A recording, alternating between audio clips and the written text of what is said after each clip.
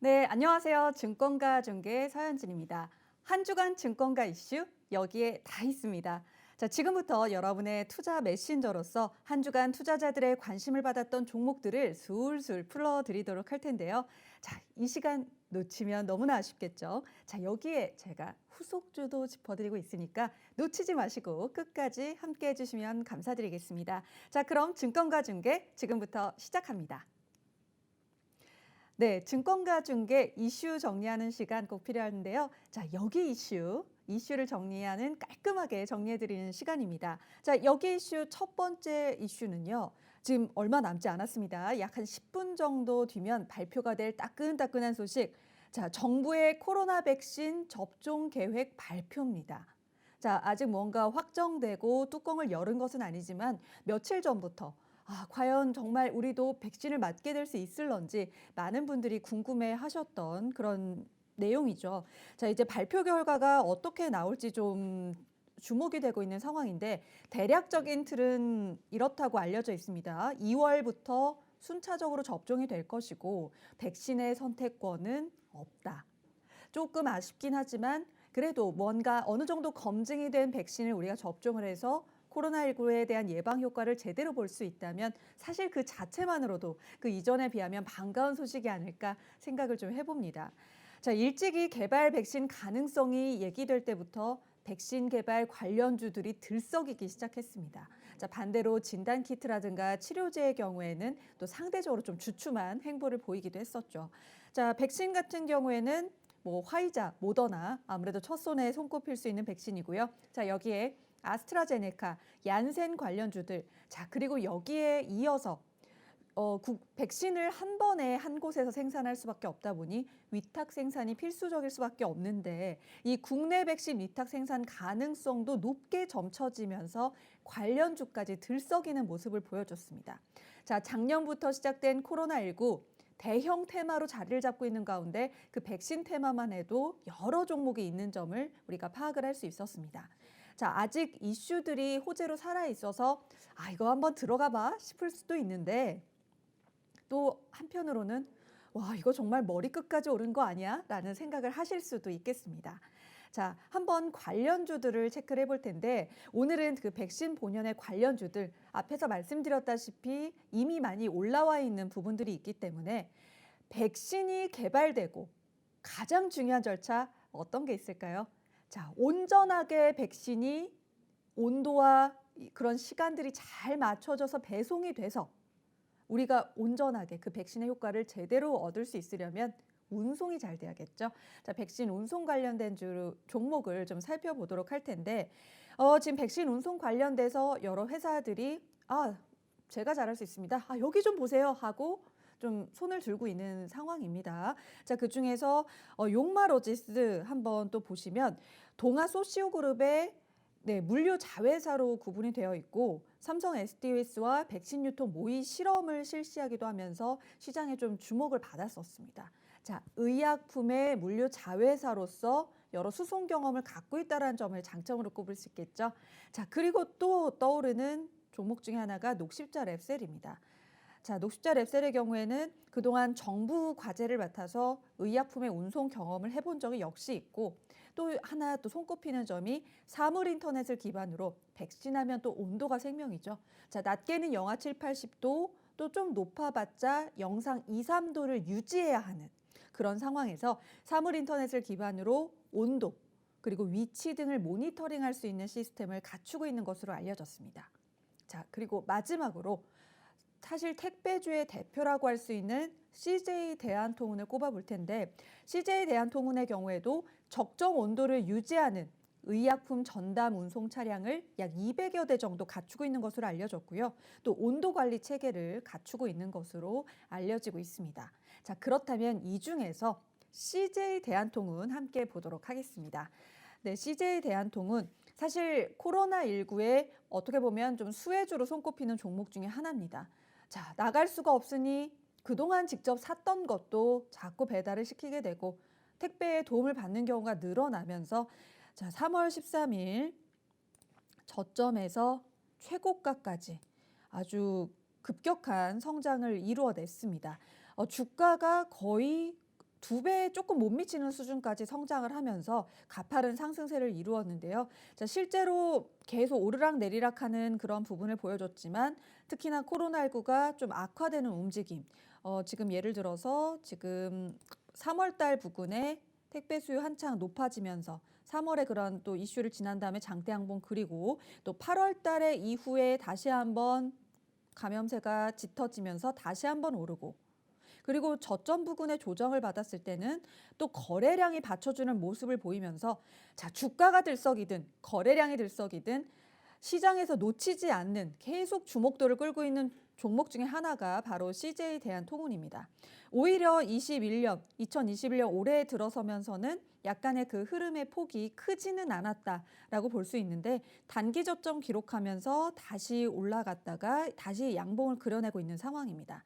자, 백신 운송에 대한 기대감도 있고요. 또 우리의 민족 대명절 설이 얼마 남지 않았죠.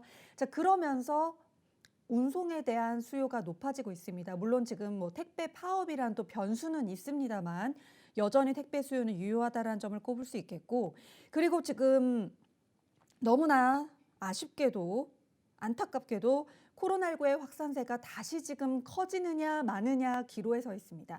자, 그러면서 하지만 그래도 반대로 택배주의 경우에는 수요 증가를 예측하는 목소리에 시장의 기대감은 올라가고 있는 흐름 보여주고 있습니다. 자, CJ 대한통은 코로나19를 기점으로 많은 투자자들의 관심을 받았던 종목인데 자, 그렇다면 재무 현황도 한번 살펴보도록 하겠습니다.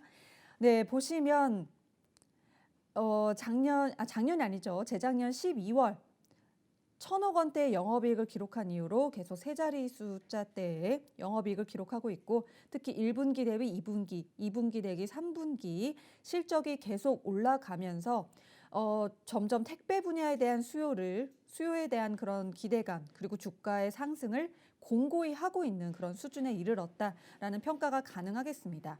자, 가뜩이나 지금 시즌적 이슈가 들어와 있는 상황에서 백신 운송에 대한 호재까지 받는다면 이 CJ 대한통운이 주가에 붙을 화력은 더 커진다라고 좀 분석을 할 수 있겠고요.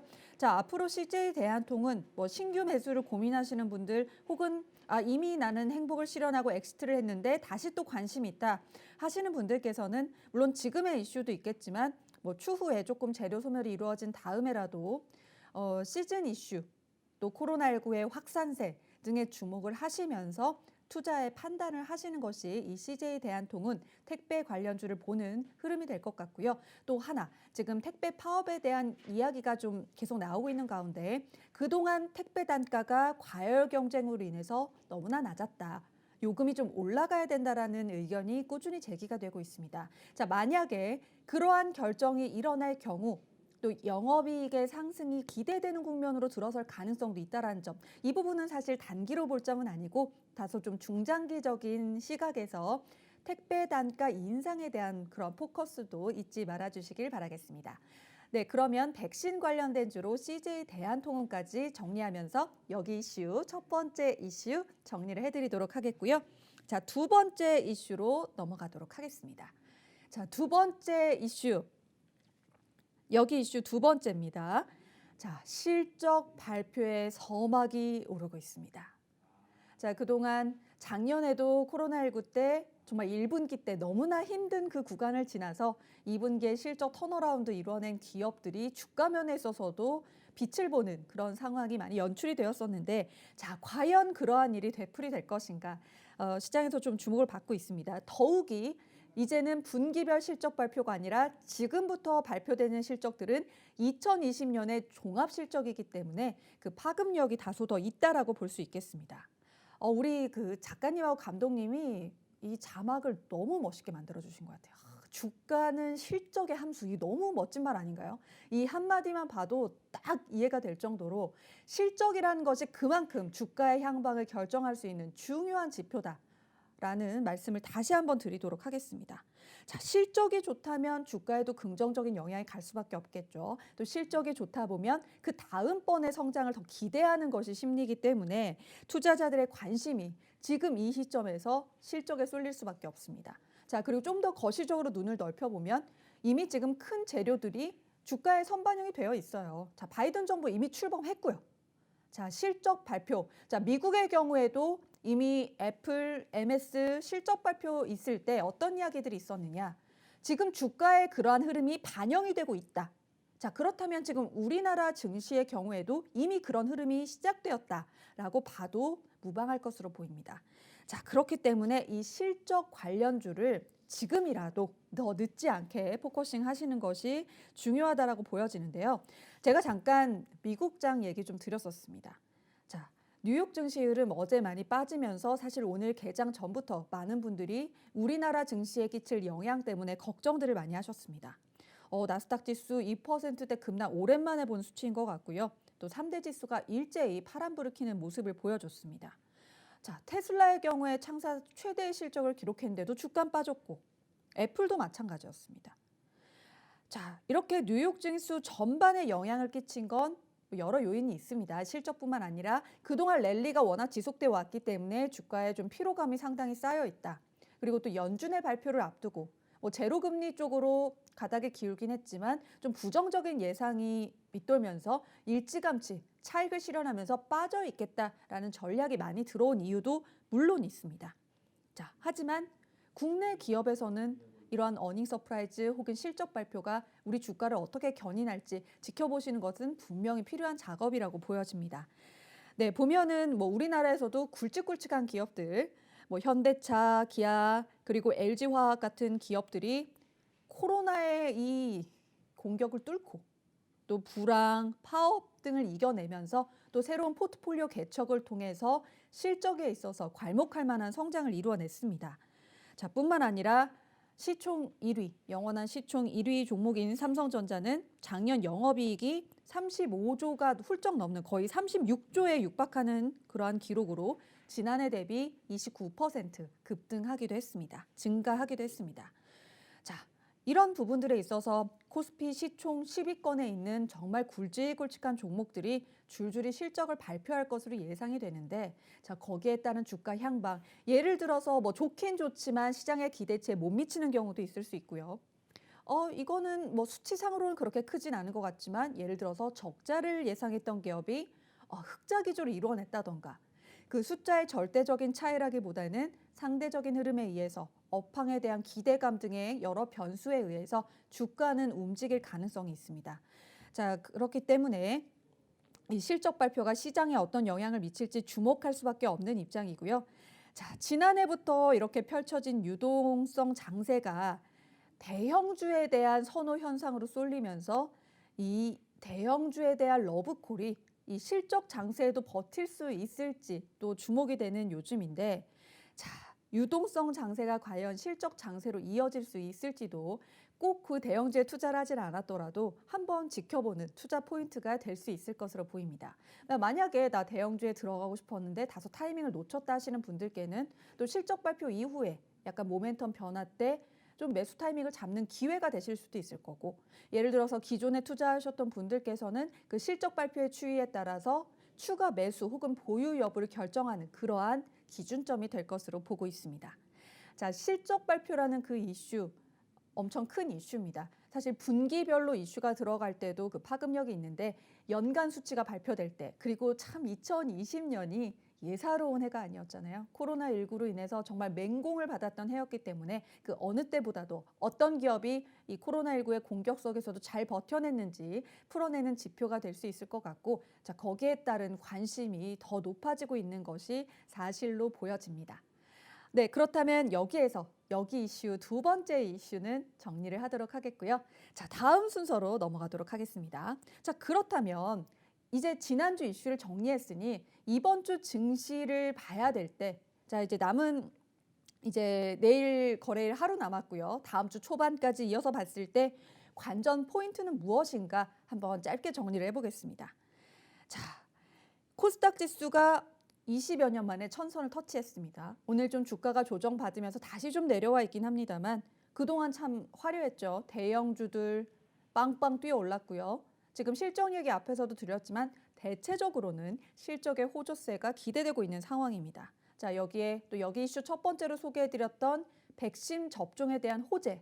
와, 이제 백신 맞고 집단 면역 생기면 마스크 안 써도 되고 나갈 수 있는 확률이 더 높아지고 그러한 호재들이 존재하는 가운데 또 반대에서는 지금 주가 거품이다. 빠질 때가 됐다. 버블 붕괴 나면 난리 난다.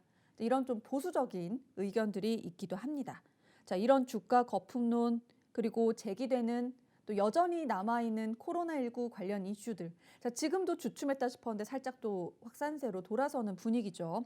자, 그러면서 좋은 일도 있지만 긴장을 놓지 못하는 이런 팽팽한 상태가 지속이 되면서 참 쉽지 않은 한 주가 될 것으로 예상을 하고 있습니다. 자, 하지만 어려운 장에서도 걱정하지 마시고 저희 나우경제TV와 함께 하시면서 여러분들 투자에 많은 도움 받아보시길 바라겠습니다. 네, 그럼 금주의 증시 관전 포인트까지 살짝 짚어봤고요. 다음 순서로 넘어가도록 할 텐데요. 자, 다음 순서는 원픽 시간입니다.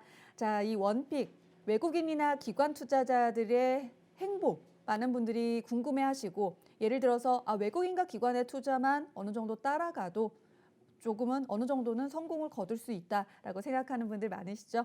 자, 오늘은 지난주에 이어서 기관 투자자들의 흐름을 보고자 합니다. 자, 기관 투자자들의 흐름 잠깐 한번 보시도록 할 텐데요. 네.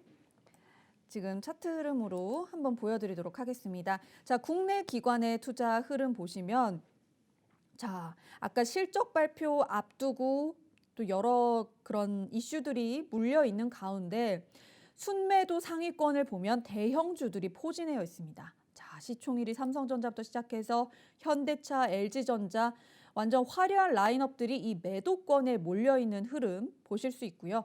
자, 매수에도 물론 뭐 굵직한 종목들이 있습니다만 명확하게 비교적 명확하게 대형주들의 매도세가 기관 쪽에서 좀 많이 들어오고 있다. 이런 흐름이 짚히고 있습니다. 자, 그중에서 기관 투자자들의 흐름 가운데여서 자, 매도세가 강했던 종목 먼저 보도록 할 텐데요. 네, 포스코 먼저 보도록 하겠습니다. 네, 포스코. 자, 제철 관련주로서는 대장주라고 할 수 있죠. 네, 포스코 볼 텐데요.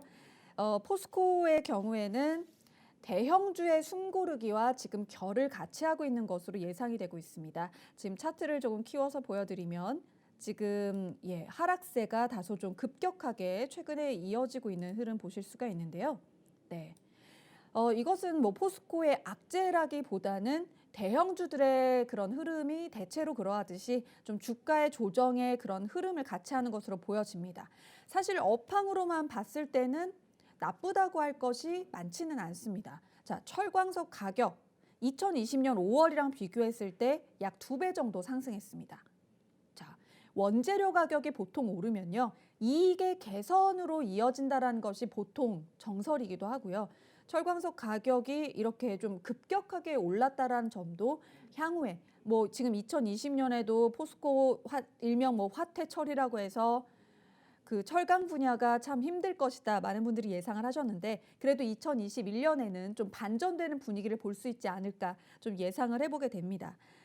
자, 2021년의 매출이나 영업이익 추정치 모두 2020년의 추정치보다 올라가 있는 상태이기 때문에 철광 업황에 대한 전망이 전반적으로 나쁘지 않다라는 좀 어느 정도 설명을 드릴 수 있겠고요. 또 포스코라는 종목 자체가 철강 업계의 어떻게 보면 대장격이기 때문에 그러한 또 철강 관련된 경기가 살아났을 때 견인을 할 수 있는 좀 리더 역할을 할 가능성이 있다라고 보여집니다. 자, 포스코 지금 흐름을 함께 보시면 자, 이전의 흐름을 먼저 한번 볼게요. 자, 코로나19 상태를 제외하더라도 사실 2018년만 하더라도 30만 원대였던 주가가 지금 25만 원대까지 조정이 되어 있는 흐름입니다. 자, 하지만 이전의 저점에 대비해서는 지금 보시면 약 한 17만 원, 18만 원 부근에서 이었었던 저점에 비하면 올라와 있는 상태죠. 사실 철강의 종목은 소위 말하는 단타나 스윙으로 접근하시기보다는 좀 중장기로 경기 흐름 타면서 접근하시는 것이 좀 유효해 보이고 조금씩 계단 조정 받을 때 분할적으로 매수하시면서 경기의 흐름에 따라 상승하는 모멘텀 기다리시는 흐름으로 좀 접근하시길 바라겠습니다. 자, 지금의 흐름으로 봤을 때 자, 지금 약 24만 원 구간, 지금 반등하기 시작한 직전의 구간, 최고점 기록하기 이전에 직전의 구간으로 보실 수 있겠고요. 네, 24만 원 구간. 자, 그리고 지금 21만 5천 원, 한 21만 원 초반대 구간에서 한 번 더 힌트 줄 가능성이 있어 보입니다. 자, 그리고 20만 원 라인에서 한 번 더. 자, 장기적인 흐름으로 보실 수 있기 때문에 조금씩 좀 저축한다라는 느낌으로 이렇게 단계별 조정되었을 때 단계별 매수하시는 전략 어느 정도 유효하겠다라는 말씀을 드리도록 하겠습니다. 자, 포스코 종목 외국인의 순매도 종목으로 보셨는데 매도라고 해서 무조건 나쁘다, 잔치는 끝났다라는 점이 아니라는 거 한번 참고를 해주셨으면 좋겠습니다. 자, 그리고 다음은 순매도 종목들을 봤으니 매수 종목을 하나 살펴봐야겠죠. 자, 예상치 못했던 호재가 어제 저녁에 뻥 하고 뉴스가 났습니다. 자, 순매수 들어왔던 종목이 바로 이러한 이슈를 갖고 있는데요. 자, 네이버 함께 보시도록 하겠습니다. 자, 기관들의 순매수가 들어왔던 네이버. 자, 어떠한 일이 있었느냐? 사실 네이버가 지금 손을 안 대고 있는 곳이 거의 없죠. 뭐 기본적으로 인터넷 관련된 부분부터 시작해서 뭐 금융, 쇼핑 등에 이르기까지 정말 저변을 넓혀가고 있는데, 자, 어제 저녁에 들려왔던 소식. 자, 빅히트 엔터테인먼트와 또 웹소설 와페트 등과 협력 강화 소식이 들려오면서 주가가 오르는 흐름 보여줬습니다. 자, 지난주에도 한 1년 반 만에 주가가 최고치를 기록했다 이런 얘기가 있었는데, 자, 불과 며칠 만에 다시 한번 양봉 길게 그려내면서 네, 주가가 지금 30만 원 중반대를 넘어서고 있는 흐름 볼 수 있습니다. 자, 보시면 자, 이렇게 올라왔습니다. 자, 2018년부터 지금 약 2년여의 차트 흐름 보고 계시는데 거의 뭐 판도가 바뀌었다라고 좀 말씀을 드려도 과언이 아닐 것 같습니다. 자, 이후에 좀 작년 여름 이후에 좀 조정받긴 했습니다만 이내 그 고점을 뚫고 금세 회복하는 그런 흐름 보여줬고요. 아, 여기가 고점이다 싶었는데 호재가 또 나오고 또 나오고 또 나오고 하면서 천정을 지속적으로 뚫어내는 흐름을 보여주고 있습니다.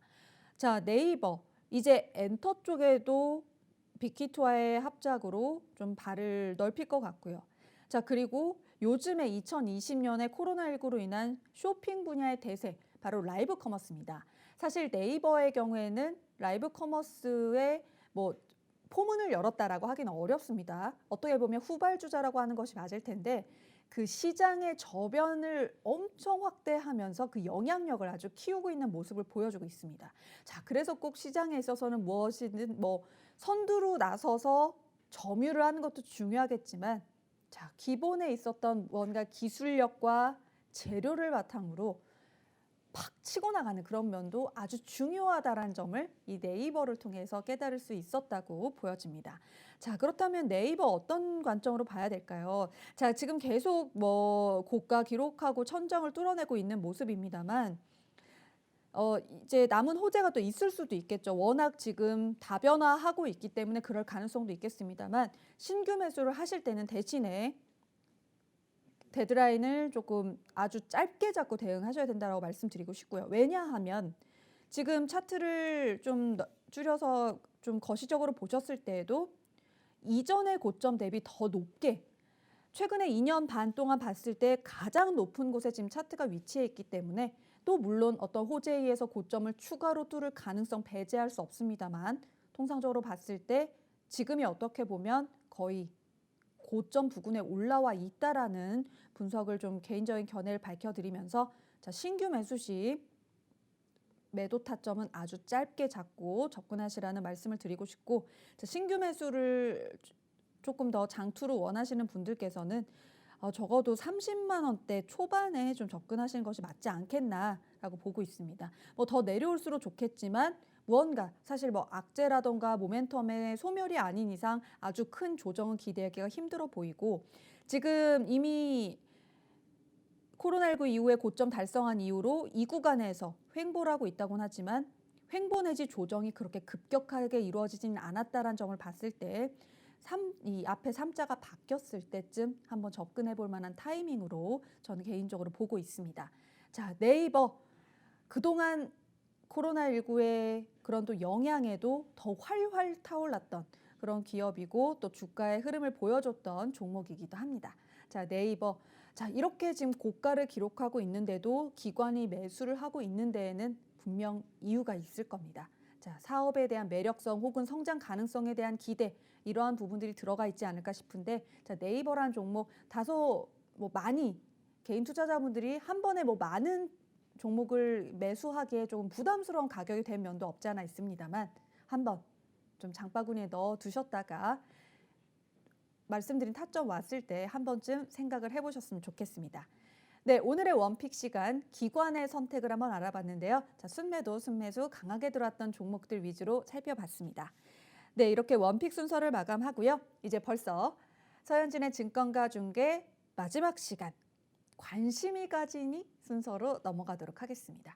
자, 지금 현재 뭔가 고점이거나 주목을 덜 받고 있더라도 향후의 성장 가능성이 기대되는 종목을 저 오르지니의 시선으로 소개를 해드리는 시간인데요. 자, 제가 정말 관심을 갖고 있는 곳을 여러분들한테 공유를 해보도록 하겠습니다. 자, 후끈 달아올라서 이 종목이 여러분들의 관심을 좀 받아보기를 기대를 할 텐데요.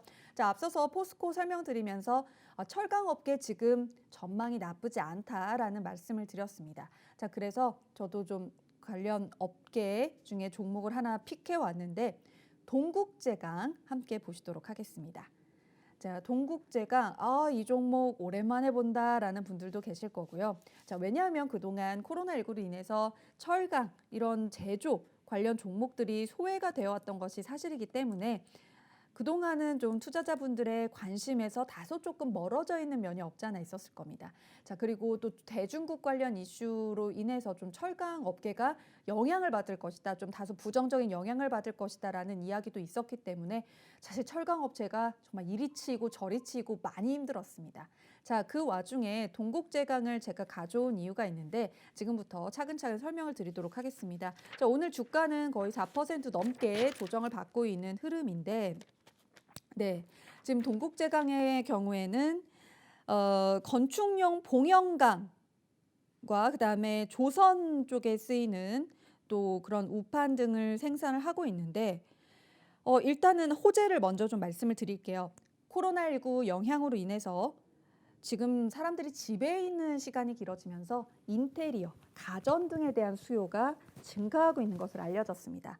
그러면서 냉장고, TV 이러한 것들이 또 수요가 높아질 것으로 예상이 되고 그러면서 요즘에 또 냉장고 광고에서 많이 보셨을 텐데 예전에는 뭐 백색 가전 이렇게 불렀었고 한때는 또 실버 색상이 유행을 하기도 했었는데 그래도 거의 무채색 계열에서 벗어나지 못했던 그러한 또 가전들이 색을 입기 시작했습니다.